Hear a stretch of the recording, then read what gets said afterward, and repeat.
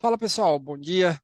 De volta aqui a podcast da Agrifato, trazer um pouquinho sobre o mercado e o que tem acontecido nessa semana, algumas notícias bem impactantes para o mercado da proteína animal. Finalmente a gente teve aí o que já era esperado, né? A gente já vem pontuando sobre a possível chegada da gripe aviária no Brasil há um tempo. Isso de fato acontecendo agora, né? Ontem, dia 15 de maio, a gente teve a confirmação de 2 casos de gripe aviária em aves silvestres no litoral de Espírito Santo. O mapa já confirmou que se tratava da HPAI, né, que a gente fala, ou então a H5N1, e isso trazendo muito receio para o mercado. Mas a gente vai falar um pouquinho mais sobre isso mais lá na frente. Queria trazer aqui o que está acontecendo no mercado do boi gordo, né? A gente tem aí alguns pontos que merecem destaque no mercado do boi gordo, principalmente quando a gente olha algumas mudanças de direção, pelo menos para o boi gordo nesse momento. A gente começa a ver um freio no movimento de alta, movimento de baixa, desculpa, do boi gordo em São Paulo. Então a gente estava num processo aí de forte desvalorização, basicamente 7 semanas seguidas de queda nas cotações, com quedas intensas. E na última semana a gente pegou um movimento bem mais leve, né? Apesar de ter recuado no nosso indicador 0,07%, esse recuo é muito pequeno, né? A gente pode falar basicamente uma estabilidade. E com essa consideração de uma possível estabilidade, o mercado dá sinais de que pode entrar nesse marasmo, digamos assim, né? No movimento em que ele interrompa suas quedas. Ainda é cedo para falar. Segundo as nossas métricas de longo prazo, né, de ciclo pecuário, de máxima e mínima, existe possibilidade de que se flerte ainda, principalmente o indicador CPEA, com os 255. A bolsa, a B3, continua pontuando para isso, né? Eu acho que o movimento da B3 está diferente do movimento do físico. A bolsa não parou de cair quando eu olho para os contratos mais longos, então o contrato para junho está renovando mínima nesse momento, dia 16 de maio.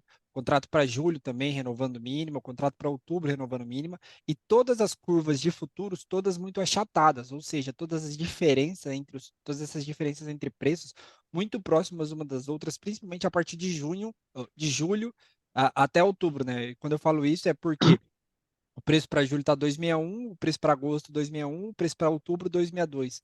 Então a gente tem aí contexto em que o mercado está desacreditado, ele não acredita que possa haver melhora nesse momento.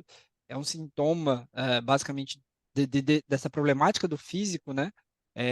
E aí a gente tem olhado para isso com muita atenção, porque o mercado futuro, às vezes, ele exagera nas suas movimentações, tanto para cima quanto para baixo, e a gente tem acompanhado de perto essa movimentação. Um fato, que eu acho que merece destaque aqui é o que aconteceu hoje, dia 16 de maio.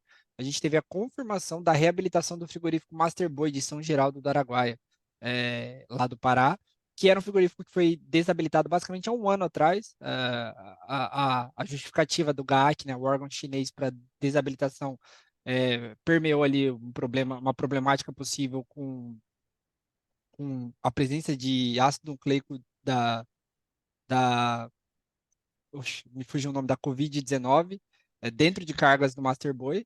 E aí, dentro dessa consideração aí de doenças de patogenia, né? A gente está falando de muita patogenia, então acaba Covid-19, B atípica e, e agora gripe aviária.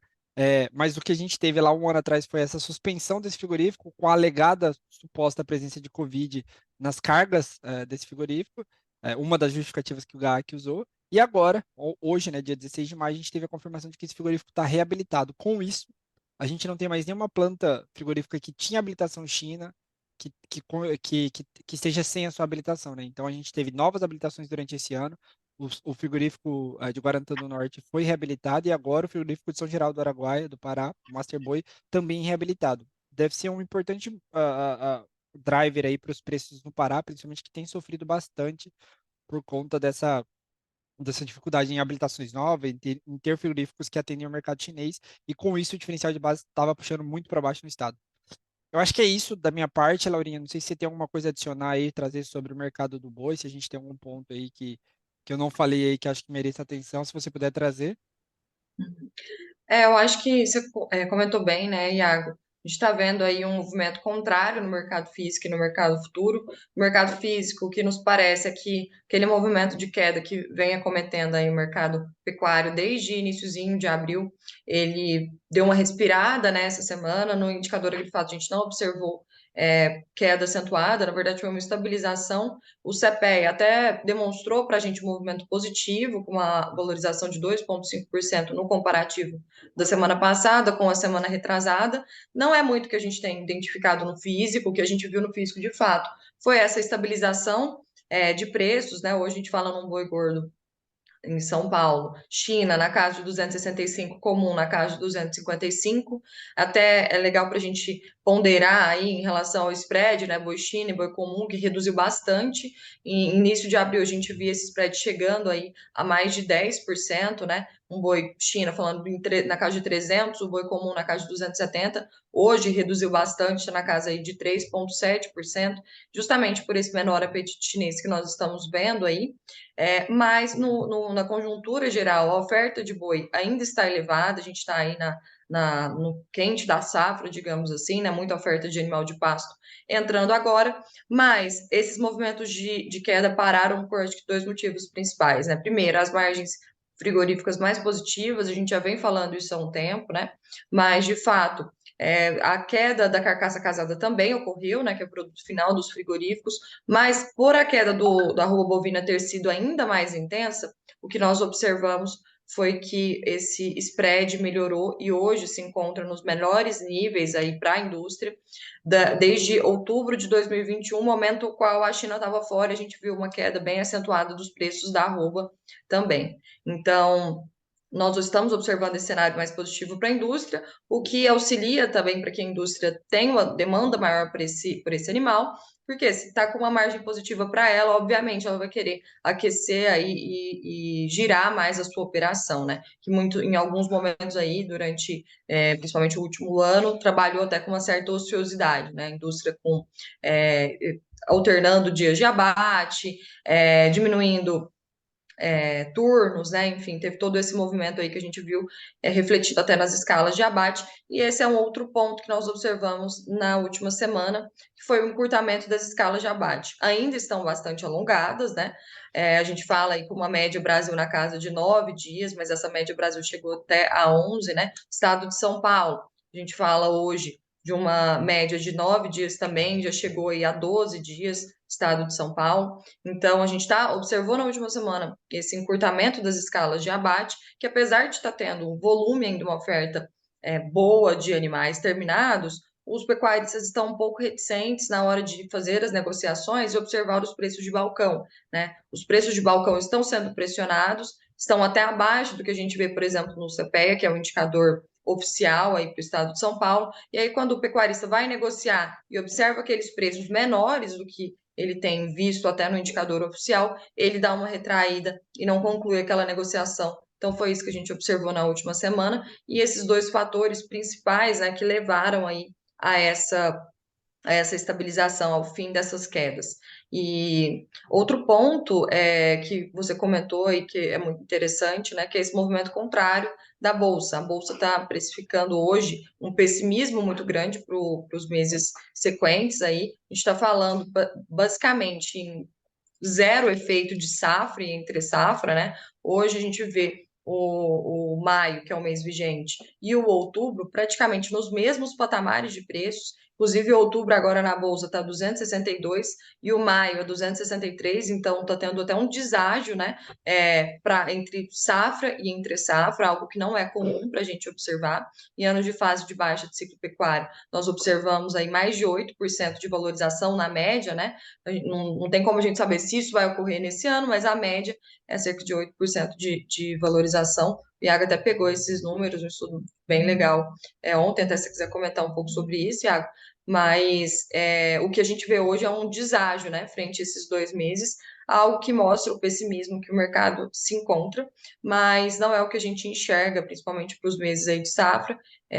O efeito safra, ele deve vir, o efeito entre safra, perdão, ele deve vir, né, com a menor disponibilidade de animais mais para o final do ano. A gente sabe também que a China intensifica mais suas compras no segundo semestre, que a gente tem uma demanda mais aquecida do mercado interno também no segundo semestre, principalmente nos meses mais finais, aí outubro, novembro, né, pelas festividades de final de ano. Então, hoje os preços que estão na bolsa, a gente não considera preços interessantes para quem quer realizar trava de preço de venda aí desses animais. Mas para quem quer pensar em compra, né, dos animais de reposição, falando aí num cross-head, né, que é o head cruzado, que é basicamente a gente travar os preços da compra dos animais de reposição via o ativo boi gordo na bolsa. Então, para quem quer fazer esse tipo de operação, está num momento interessante, mas pelo contrário, para quem quer vender, né, não está num patamar tão interessante os preços atuais aí na bolsa. Acho que a gente tem uma situação bem, bem difícil nesse momento, mas é típico, né? Cíclico. A gente teve situações muito boas aí cerca de 2 anos atrás e agora a gente está vendo aí o martelo, digamos assim, batendo na cabeça do pecuarista, sofrendo bastante e suando frio, digamos assim, nesse momento em que se fica muito mais sensível a essas movimentações.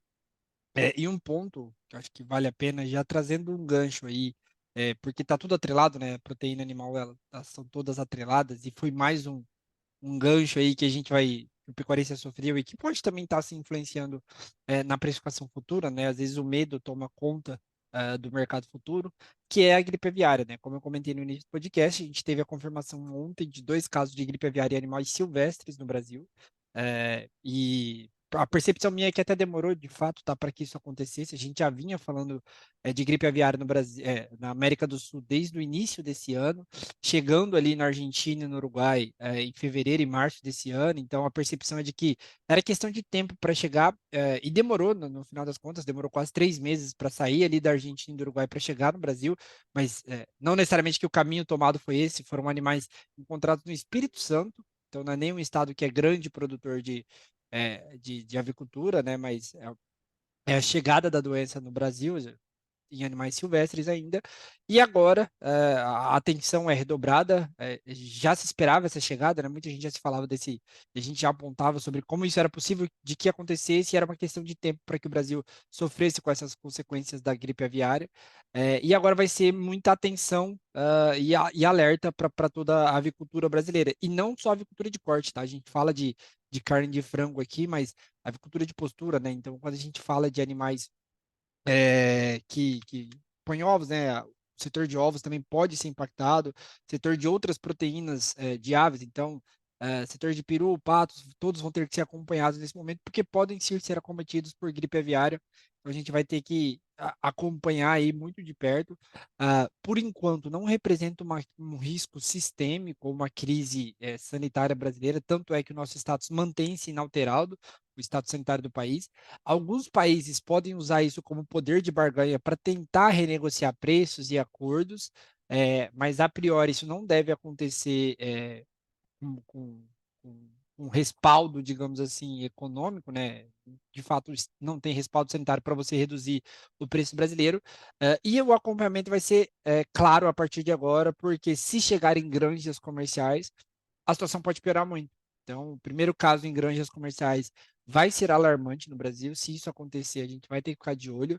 E se for um risco sistêmico, né, várias granjas comerciais sendo emplacadas pela doença no Brasil, a gente vai ter sim um problema no final do dia aí para exportação global, tá? Não vai ser só o Brasil que vai sofrer com isso. O Brasil é responsável hoje por 1/3 da exportação global de carne de frango, e aqui só estou falando de frango porque é o setor que é mais volumoso e mais gera receita para o Brasil externamente. Então, se a gente sofrer com isso de maneira sistêmica, o mundo vai sofrer também, né? Porque, como pontuei, o Brasil é 1/3 das exportações globais.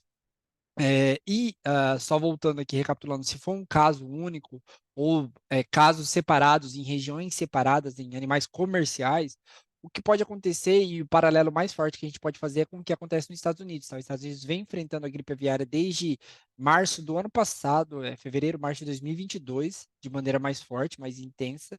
Eles sofreram alguns embargos, né? Mas o que teve como resultado depois foi que como os Estados Unidos é um player muito importante para a exportação de produtos da avicultura de maneira geral, ah, o que aconteceu foi que alguns países que tinham feito restrições se tornaram mais brandas essas restrições, fazendo com que aquela restrição que se dava para toda a cadeia da avicultura, reduziu para o foco, onde aconteceu o foco da gripe aviária no país, nos Estados Unidos no caso, foi bloqueado as exportações no raio de até 10 quilômetros daquela granja, né? Então, ou daquele animal que foi diagnosticado com a problemática.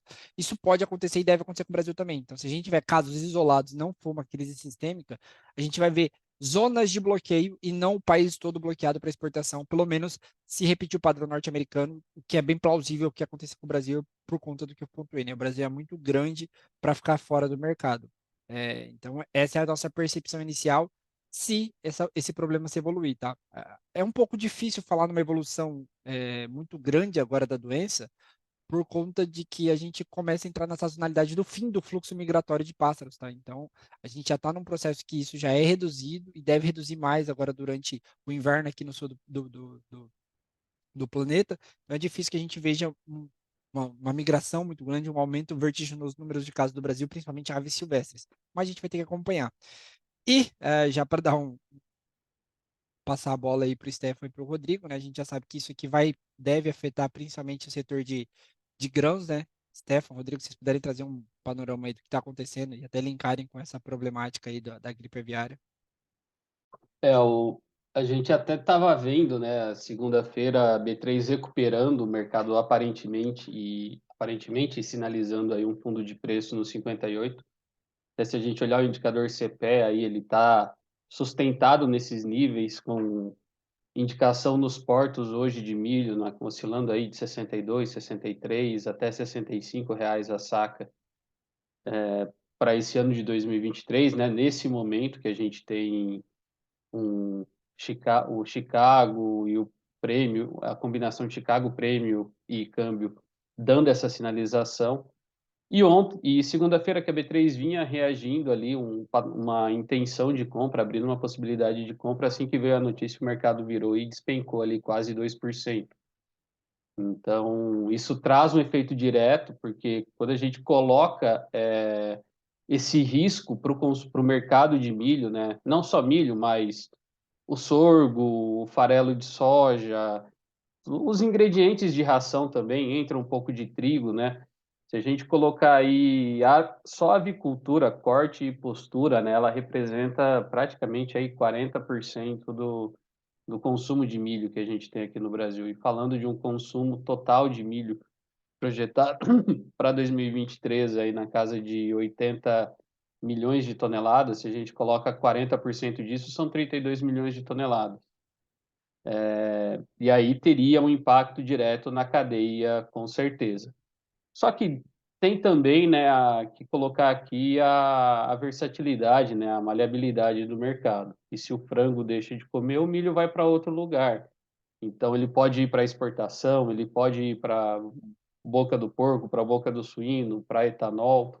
Então, por mais que o mercado olhe hoje essa apreensão em relação ao tamanho o tamanho que a avicultura representa nesse mercado de consumo de milho e farelo de soja, ele sim teria um impacto aí direto e provavelmente a gente teria sim algum efeito nas cotações. Como a gente já começou a ver essa sinalização de mercado dando uma estabilidade pelo cenário internacional, acredito que começa a ficar interessante aí olhar com mais cautela esses sinais que a gente está vendo, né?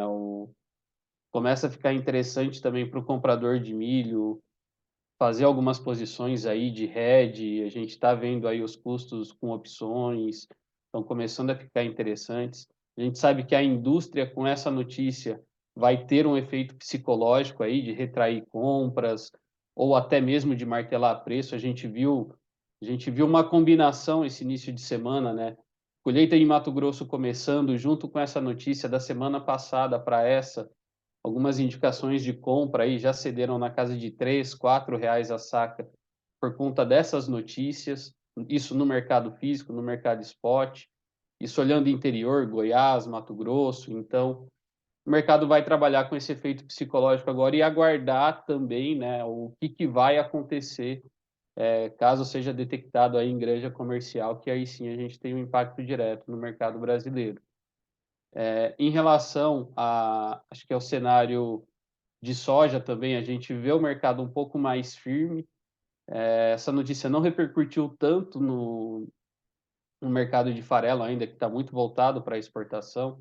A gente tem os níveis de paridade ali balizados na casa de 2.300 a 2.400 reais a tonelada. Então, não vimos assim uma mudança tão significativa quanto foi a reação no mercado do milho. E aí, acho que vale colocar também que outros fatores estão agindo sobre esses mercados, né, a soja e o milho, principalmente aí plantio nos Estados Unidos, tanto para a soja quanto para o milho, em um avanço bem significativo. A última semana foi um pouco mais lento esses avanços por conta da situação climática nos Estados Unidos, mas ainda assim o plantio avança acima da média histórica, né? Ontem a soja veio aí com quase 50% de área plantada, 49%, o milho 65% de área plantada, então as condições que vão se desenhando para a safra norte-americana são muito positivas. E tem também, acho que o lance do corredor de exportações aí, que o Rodrigo pode trazer um parênteses aí de como que está essa situação, e também aí como que o mercado, né, como que Chicago aí reagiu nessas últimas semanas, nesses últimos dias principalmente, com a divulgação aí das primeiras projeções da safra 23/24. Rodrigo, pode trazer aí como que o mercado está reagindo a esse cenário internacional? Vamos lá, Stefan. Na última sexta-feira, nós tivemos a divulgação por parte do Departamento de Agricultura dos Estados Unidos do relatório de oferta e demanda agrícola mundial, e ele trouxe um tom acima do esperado, né, para a oferta de tanto de soja quanto de milho, são as commodities que a gente mais acompanha aqui, e refletiu sobre os vencimentos mais longos em Chicago. A nível dos Estados Unidos, o USDA trouxe uma oferta para o milho no ano comercial, né, essa primeira estimativa para 23/24, de 387,75 milhões de toneladas. A projeção do mercado era em torno de 384. E para a soja, a oferta em 23/24 ficou em 122,74 milhões de toneladas, o que refletiu diretamente sobre os vencimentos mais longos em Chicago. Se eu pego o fechamento em 12 de maio do vencimento Z, que é a referência dezembro, que representa a entrada da safra norte-americana lá, ele fechou a 5,09 dólares por bushel, enquanto que para a soja o fechamento do contrato X, novembro, que também representa a entrada da safra norte-americana de soja, fechou a 12,24 dólares por bushel. Pegando o gancho, os fundos de investimentos continuam diminuindo posições compradas no complexo soja. Para o grão de soja, a posição comprada no relatório que também saiu na última sexta-feira foi de 48.459 contratos na CBOT. Se a gente observa tanto opções quanto futuros, então teve uma redução em torno de 7.000, quase 8.000 contratos. Para o milho, houve uma pequena reação, né, uma diminuição da posição vendida, mas o saldo final ainda é negativo, de 109.643 contratos. Então, muita atenção. Esse mercado vem sendo muito pressionado com essas novas estimativas, né, com um crescimento da oferta maior do que o da demanda, e o que pode trazer uma certa sustentação até para os vencimentos mais curtos. Se a gente olha o spot, né, referência a julho, N23, especialmente para o milho, toda essa questão envolvendo o corredor de exportação na Ucrânia, como o Stefan comentou. Nós temos, nessa semana, o vencimento do acordo, que foi, na verdade, estabelecido o último acordo em 18 de março, o prazo é de 60 dias, então ele vence depois de amanhã, dia 18, e não temos nenhuma definição se vai prorrogar, se vai terminar por aqui, e isso sustenta, né, traz muita volatilidade. O mercado responde muito rápido em Chicago, especialmente os futuros de trigo e, consequentemente, os futuros de milho, os vencimentos mais curtos da série N23, julho. E no dia de ontem não foi diferente. Nós tivemos uma valorização dos futuros de trigo que refletiram diretamente nessa valorização do vencimento julho do milho em Chicago. Trazendo para o Brasil também, quero comentar a B3, os futuros de milho, o Stefan já havia pontuado, nós temos o vencimento julho quase perdendo o nível de R$ 56 a saca aqui na B3. Ontem ele atingiu R$ 56,16 a saca na mínima do dia, hoje já bateu R$ 56,10, respondendo a todo esse cenário de oferta também no curto prazo, a diminuição do prêmio de risco para a segunda safra brasileira, né, que começa já a ser colhida no Mato Grosso, e isso vem pressionando muito o cereal aqui no Brasil. Se a gente considera também o indicador CPEA, né, no mercado físico, referência a Campinas, que baliza esses contratos futuros na B3, no dia de ontem ele veio a R$ 58,83 a saca e já representa uma queda no ano de 31,65%. Se a gente considera o fechamento em 29 de dezembro do ano passado, que foi de 86,07. Para a soja, o indicador Paranaguá no dia de ontem veio a R$ 139,81 a saca, também representando uma queda expressiva, mas já menor se comparado ao milho, né? Para a soja, esse recuo no ano foi de 24,19%. Acredito que sejam esses os principais pontos. Muita atenção em relação a essa finaleira do corredor de exportação, né? Muita volatilidade até a definição nessa quinta-feira, dia 18. E é isso. Clima também nos Estados Unidos que pode trazer algum estresse para esses vencimentos, mas ao que tudo indica, tem ocorrido, as tendências são favoráveis e a gente vê pelo progresso de plantio que o Stefan citou há pouco, que perdeu um pouco essa velocidade, vamos assim dizer, mas eles ainda estão, tanto para a soja quanto para o milho, acima das médias dos últimos 5 anos. É isto. Show de bola. Muito bom, muito bom. A gente está acompanhando de perto essa movimentação toda aí dos futuros, e chamando a atenção para o que está acontecendo, acho que no boi gordo aí, acho que fica muito claro a grande problemática que a gente tem hoje, né, sobre o pessimismo que tem tomado conta do mercado futuro. Mas ainda assim, acho que vale a pena ficar de olho. E lembrando que o mercado futuro, quando você olha sempre para 2, 3 meses para frente, ele não costuma estar tão certo, tá? Ele varia bastante nesse período aí. Tem até um estudo da Carta Pecuária que pontua sobre isso, né? Sobre como a gente vê o mercado futuro. Às vezes, quando você olha antecipadamente, né? 3, 4 meses antes, ele se movimenta muito até ser a liquidação. E a gente está vendo isso acontecer no maio, né? Maio agora, 270 na média do mês de maio, enquanto que a gente já viu essa cotação do maio flertar próximo dos 260 e ainda está no 263, sem cair durante esses últimos dias, muito por conta da sustentação que o físico tem dado. Eu acho que é isso. E o Ô, maio Laura. já chegou próximo dos 300, né? Então fala muito dessa flutuação que você está comentando mesmo. Exatamente. Basicamente, se eu voltar 45 dias atrás, aí, 45, 60 dias atrás, ele estava negociado a 297, né? Vendo uma desvalorização muito grande aí durante o mês de abril. É isso, pessoal. Mais alguma adição? Vocês querem pontuar mais alguma coisa? Tem um recado. Tem um recado para dar. Eu acho que está nas últimas vagas, mas o doutor Stefan e a doutora Laura vão estar em Campo Grande, né, Laura? Dia 24 ou 25 de maio? Exatamente. Quinta que vem, dia 25 de maio, nós vamos estar em Campo Grande fazendo um evento super exclusivo aí para falar sobre o mercado, estratégia de comercialização, tanto para o mercado pecuário quanto de grãos. Estamos com as últimas vagas, menos de 10, se eu não me engano.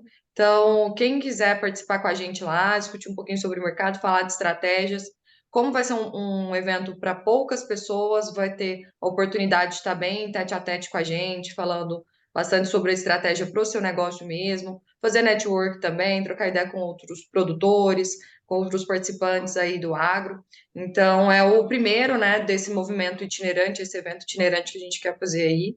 Estamos começando por Campo Grande, mas a gente pretende fazer em outros estados. Então, para quem escuta nosso podcast também, se quer na sua região, manda para a gente lá no Instagram, deixa lá nos comentários, manda inbox, falando onde você mora, onde você gostaria de ver esse evento também acontecer. Mas a gente está fazendo esse primeiro, né, esse piloto aí em Campo Grande, a gente vai expandir aí para outras regiões também. Vai ser um sucesso, não tem dúvidas, e quem quiser participar lá com a gente, falar um pouquinho sobre o mercado e estratégias, principalmente, as inscrições estão lá no nosso Instagram, então é só entrar lá, fazer sua inscrição, e a gente espera vocês lá no dia 25 em Campo Grande, no Hotel Orla Morena.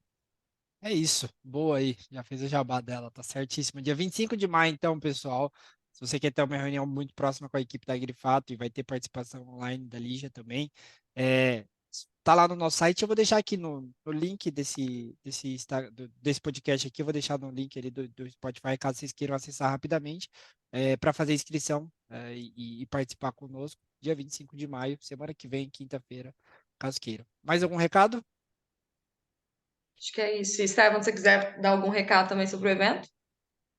É isso aí, pessoal. Acho que só para complementar o que a Laura colocou, a gente vai estar falando, né, da parte de grãos também, tanto estratégia de venda, né, olhando quem tem soja no silo, olhando safra futura, safra 23, 24, da mesma forma quem tem milho para originar ou milho para vender.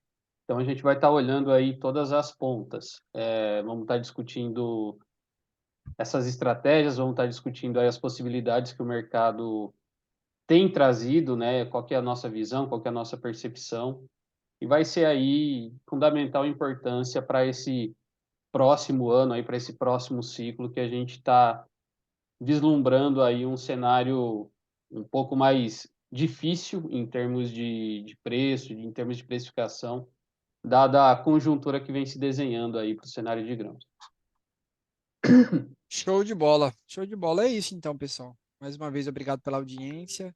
Quem estiver presente aí no dia 25 de maio, por favor, acho que é bom dar uma pesquisada aí, porque acho que é um evento que vai valer muito a pena. Laura e Stefan manjam muito de mercado também.